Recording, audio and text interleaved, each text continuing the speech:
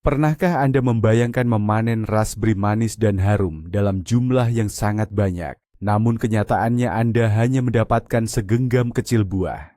Apakah Anda berpikir itu semua karena jenis varietasnya atau karena cuaca yang tidak menentu? Bagaimana jika saya beritahu Anda bahwa rahasia panen melimpah ruah sampai dahan-dahan penuh dan melengkung tidak terletak pada kesibukan di musim semi, melainkan pada 3 langkah sederhana yang harus dilakukan tepat sekarang di musim gugur? Tetaplah bersama kami, dan Anda akan menemukan bagaimana mengubah kebun raspberry Anda yang tadinya sederhana menjadi pabrik buah beri yang sesungguhnya.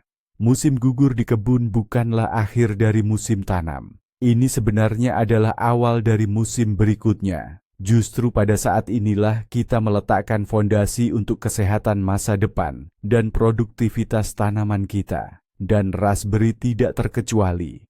Dengan mengabaikan kebutuhan raspberry di musim gugur, kita berisiko mendapatkan semak-semak yang lemah. Dan sebagai hasilnya, buah-buah beri yang kecil dan jarang. Jadi, janganlah kita menunda perawatan, dan mari kita lakukan semuanya dengan benar.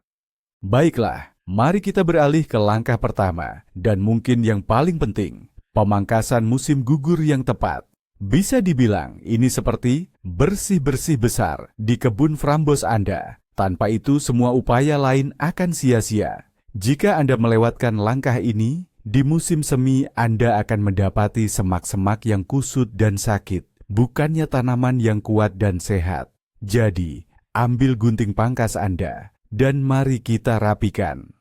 Tugas utama pemangkasan musim gugur adalah membuang semua yang tidak perlu dan yang sudah mati. Pada tanaman frambos, ini terutama adalah batang 2 tahun yang sudah selesai berbuah. Bayangkan, mereka sudah menyerahkan seluruh tenaganya, semua hasilnya kepada kita. Sekarang mereka hanya menjadi beban. Mereka membuat tanaman terlalu rimbun, menghalangi matahari dan udara mencapai batang-batang muda. Dan yang paling parah, mereka menjadi tempat berlindung yang nyaman bagi hama dan penyakit untuk hibernasi. Tapi bagaimana cara membedakan batang-batang tua ini dari yang muda, yang akan memberi kita hasil panen tahun depan? Sebenarnya, ini sangat mudah. Batang tua yang berumur 2 tahun selalu berwarna gelap, hampir cokelat, atau bahkan abu-abu. Kulitnya kasar, sering mengelupas, dan mudah terkelupas. Saat diraba, mereka terasa kering dan rapuh. Sementara itu, batang-batang muda yang tumbuh tahun ini sangat berbeda. Mereka halus, lentur, berwarna kehijauan atau coklat muda. Mereka penuh kehidupan, dan inilah yang harus kita pertahankan. Dan disinilah banyak pekebun melakukan kesalahan fatal. Dalam semangat ingin merapikan semuanya, mereka memotong apa saja, tanpa membedakan mana batang tua dan mana yang muda. Jangan lakukan itu. Dengan memotong batang muda yang berumur 1 tahun, Anda dengan tangan sendiri menghancurkan panen Anda di masa depan. Karena pada batang-batang inilah cabang-cabang buah beri akan muncul di musim berikutnya. Mari kita bahas secara khusus tentang raspberry remontan. Jenis ini punya keunikan tersendiri karena bisa menghasilkan 2 kali panen dalam 1 musim. Nah, disinilah Anda memiliki pilihan, sebuah strategi berkebun yang menarik. Pilihan pertama cocok untuk Anda yang ingin memanen buah baik di awal maupun di akhir musim.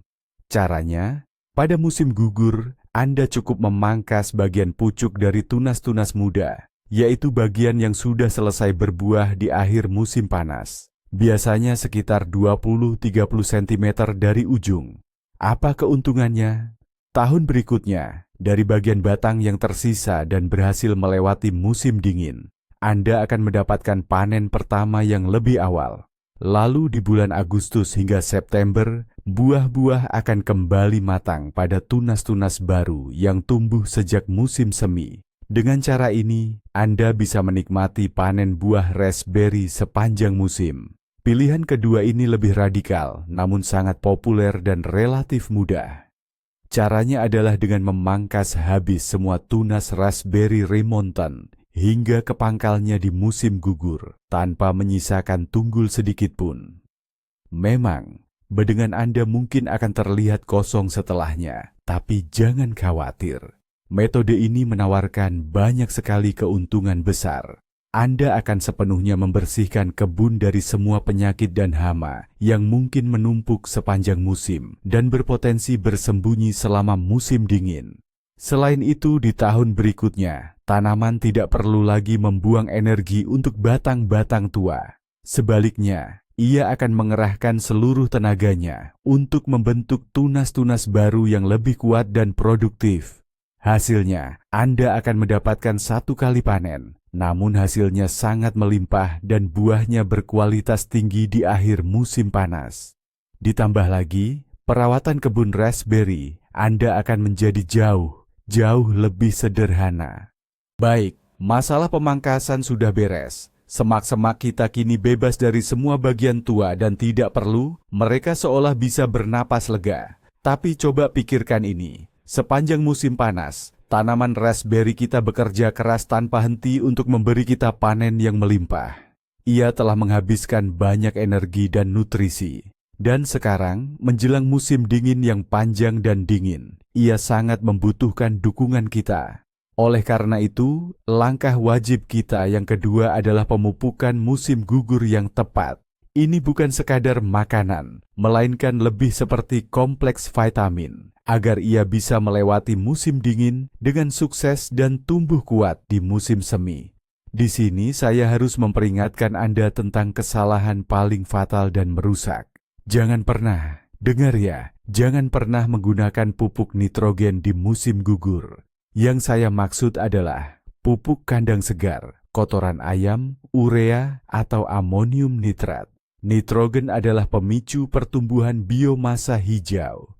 Jika Anda memberikannya sekarang, tanaman raspberry akan mengira musim semi telah tiba lagi dan akan buru-buru menumbuhkan tunas dan daun baru. Tunas-tunas muda ini tidak akan sempat matang dan bersiap menghadapi cuaca dingin. Beku serius pertama akan mematikannya, dan seluruh semak akan melewati musim dingin dalam kondisi lemah dan rentan. Di musim gugur, kebutuhan tanaman raspberry sangatlah berbeda. Ia membutuhkan dua elemen kunci, fosfor dan kalium. Kalium membantu tunas matang sepenuhnya, mengeraskan batang, dan secara signifikan meningkatkan ketahanan beku mereka. Sementara fosfor bertanggung jawab untuk mengembangkan dan memperkuat sistem akar yang akan menopang semak sepanjang musim dingin. Selain itu, kuncup bunga yang merupakan dasar panen tahun depan terbentuk justru di musim gugur. Dan fosfor serta kalium memainkan peran utama dalam proses ini. Lalu, apa yang sebaiknya kita gunakan dan bagaimana cara mengaplikasikannya? Pilihan paling mudah dan terpercaya adalah pupuk mineral. Anda akan membutuhkan superfosfat dan kalium sulfat. Jangan khawatir dengan namanya. Pupuk ini mudah ditemukan di toko pertanian manapun. Ambil sekitar 1-2 sendok makan superfosfat dan 1 sendok makan kalium sulfat untuk setiap tanaman raspberry dewasa atau untuk luasan 1 meter persegi lahan raspberry Anda. Jumlah ini sudah sangat memadai. Jika Anda penganut pertanian organik, maka abu kayu adalah sahabat terbaik Anda. Ini adalah sumber kalium yang sangat baik dan juga mengandung berbagai macam mikronutrien penting. Taburkan sekitar 1-2 gelas abu kayu secara merata di sekitar pangkal setiap perdu. Selain sebagai pupuk, abu kayu juga membantu sedikit menetralkan pH tanah yang sangat disukai raspberry. Namun, hanya menaburkan pupuk di permukaan tanah saja tidaklah cukup. Anda perlu mencampurkannya dengan hati-hati ke dalam tanah sedalam 5-7 cm. Bisa menggunakan cangkul kecil atau garu. Dengan cara ini, nutrisi akan lebih cepat mencapai akar tanaman. Dan yang terakhir, namun sangat penting, penyiraman. Jika musim gugur kering, pastikan Anda menyiram area penanaman raspberry dengan baik setelah pemupukan. Air akan melarutkan butiran pupuk dan membawa nutrisi langsung ke akar. Karena tanaman kita harus makan malam terlebih dahulu sebelum tanah membeku dan masuk ke hibernasi musim dingin. Langkah ketiga, yang juga merupakan tahap terakhir, bisa kita ibaratkan sebagai menyelimuti tanaman untuk masa istirahatnya. Setelah memangkas bagian yang tidak perlu dan memberi pupuk yang cukup pada semak-semak kita, kini tugas kita adalah memastikan mereka bisa melewati masa istirahat dengan nyaman dan aman. Anehnya, semua ini dimulai dengan pembersihan menyeluruh. Pastikan untuk membersihkan semua daun kering yang gugur, batang-batang hasil pangkasan, gulma, dan sisa-sisa tanaman lain dari bawah semak-semak. Jangan biarkan harta karun ini menumpuk di area penanaman sampai musim tanam berikutnya. Banyak orang berpikir nanti akan membusuk dan jadi pupuk. Tapi itu adalah kesalahpahaman yang sangat berbahaya. Mengapa hal ini sangat penting? Justru di tumpukan daun dan ranting tua inilah spora penyakit jamur seperti busuk abu-abu atau antraknosa menemukan tempat persembunyian ideal selama masa istirahat. Larva dan kepompong hama seperti lalat raspberry, kumbang moncong, serta tungau laba-laba juga betah bersembunyi di sana. Dengan membiarkan sampah-sampah itu, Anda pada dasarnya membangunkan hotel musim dingin yang nyaman bagi mereka. Dari sana, saat musim tanam berikutnya tiba, mereka akan keluar dengan kekuatan baru untuk menyerang tunas-tunas muda yang masih lembut. Karena itu, bersihkan dan sapu semua sampah itu dengan teliti, lalu bakar atau buang jauh-jauh dari area kebun Anda. Kebersihan di bawah semak-semak pada musim gugur merupakan 90% kunci keberhasilan dalam memerangi penyakit dan hama di musim tanам berikutnya. Теперь перейдем к анализу условий, которые будут влиять на нашу рыбалку 16 октября. Погода. Стабильность для хищника. Но не везде синаптическую ситуацию на большей части Казахстана будет формировать северный антициклон, который обещает нам преимущественно погоду без осадков. Однако ожидается усиление ветра, особенно в ночные и утренние часы возможны туманы. В Астане 16 октября ожидается переменная облачность без осадков. Ветер восточный, юго-восточный, довольно сильный, от 9 до 14 метров в секунду. Ночью температура воздуха опустится до 7-9 градусов мороза. Днем поднимется до 5-7 градусов тепла. В Алматы погода будет значительно мягче. 16 октября прогнозируется ясно. Днем до 16 градусов тепла. Ночью около 4 градусов тепла. Ветер северо-восточный умеренный, около 3 метров в секунду. Атмосферное давление будет достаточно стабильным, около 769 миллиметров ртутного столба, что считается благоприятным для активности рыбы. Влияние на рыбу. В регионах со стабильным давлением и умеренной температурой, как в Алматы, хищник будет чувствовать себя комфортно и активно кормиться.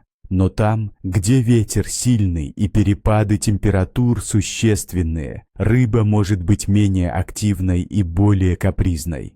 Температура воды – триггер для жора. Средняя температура воды в водоемах Казахстана в середине октября будет постепенно снижаться, колеблясь в диапазоне от 10 до 18 градусов Цельсия. Например, в Каспийском море у Актау средняя температура воды в октябре составляет около 16,3 градуса Цельсия. Это похолодание воды является ключевым фактором, который стимулирует осенний жор хищников, поскольку им нужно накопить жир перед зимой. Мирная рыба, напротив, будет стремиться к более стабильным и глубоким слоям воды, где температура меняется медленнее. Фаза Луны. Убывающая Луна в знаке Льва. Baiklah, setelah area sekitar semak-semak raspberry bersih dan rapi, sekarang saatnya kita langsung beralih ke proses perlindungan dari cuaca dingin. Tahap ini kita kenal sebagai mulsa. Pada dasarnya, kita sedang menciptakan semacam selimut hangat untuk sistem akar tanaman raspberry yang akan melindunginya dari suhu dingin ekstrem. Hal ini sangat penting karena akar tanaman raspberry terletak sangat dekat dengan permukaan tanah dan bisa mudah rusak oleh suhu dingin. Lalu, bahan apa saja yang bisa kita gunakan sebagai selimut ini? Ada banyak pilihan. Gambus netral sangat cocok. Begitu juga kompos yang sudah matang sempurna atau humus berkualitas tinggi. Bahkan, Anda bisa menggunakan serasah daun konifer jika Anda memilikinya. Serasah ini tidak hanya memberikan kehangatan, tetapi juga sedikit mengasamkan tanah, kondisi yang sangat disukai oleh tanaman raspberry. Ambil bahan yang sudah Anda pilih, lalu taburkan di sekitar pangkal setiap semak. Lapisan mulsa sebaiknya cukup tebal, sekitar 5 hingga 10 cm. Jangan ragu untuk mengaplikasikannya. Penutup seperti ini memiliki beberapa fungsi sekaligus. Pertama, ini berfungsi sebagai isolasi termal yang andal, membantu menstabilkan suhu tanah dan mengurangi fluktuasi ekstrim. Kedua, mulsa melindungi tanah dari erosi akibat angin. Dan ketiga, ketika cuaca mulai menghangat, lapisan humus atau gambus ini akan menjadi pupuk awal yang sangat baik bagi tanaman yang mulai aktif kembali setelah masa dormansi. Dengan cara ini, Anda berhasil menyelesaikan dua tugas sekaligus, melindungi tanaman dari dingin dan memberinya nutrisi esensial.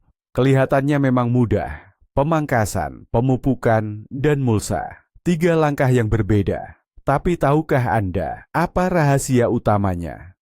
Bukan hanya soal pemangkasan, bukan juga soal pemupukan, dan bahkan bukan soal pemberian mulsa saja. Rahasia sesungguhnya terletak pada kesatuan ketiganya. Jika Anda hanya melakukan pemangkasan, Anda akan membiarkan semak-semak yang sudah lemah itu kelaparan sepanjang musim dingin. Jika Anda memberi pupuk tanpa membuang cabang-cabang tua, Anda sama saja memberi makan tidak hanya tanaman raspberry Anda, tetapi juga semua hama pengganggu. Dan jika Anda menutup atau melindungi kebun raspberry yang tidak terawat, Anda justru akan menciptakan rumah kaca yang sempurna bagi berbagai penyakit. Hanya dengan melakukan ketiga tindakan ini secara kompleks dan terpadu, Anda baru akan mengaktifkan program panen yang melimpah ruah, bahkan luar biasa. Ini bukan sekadar perawatan biasa, melainkan penciptaan kondisi ideal untuk ledakan buah beri di masa depan.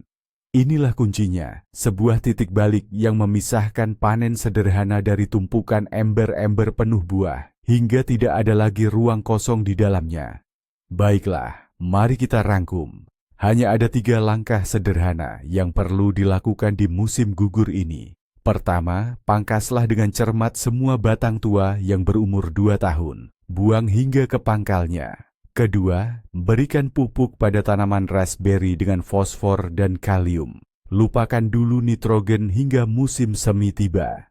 Dan ketiga, bersihkan semua sampah atau puing-puing di sekitar tanaman, lalu tutupi akarnya dengan lapisan mulsa yang hangat. Ketiga tindakan ini adalah investasi paling andal Anda untuk panen melimpah di tahun berikutnya. Terima kasih banyak sudah menonton video ini sampai habis. Jika menurut Anda video ini bermanfaat, dukung kami dengan menekan tombol like. Dan jangan lupa subscribe ke channel ini agar Anda tidak ketinggalan trik-trik berkebun baru lainnya.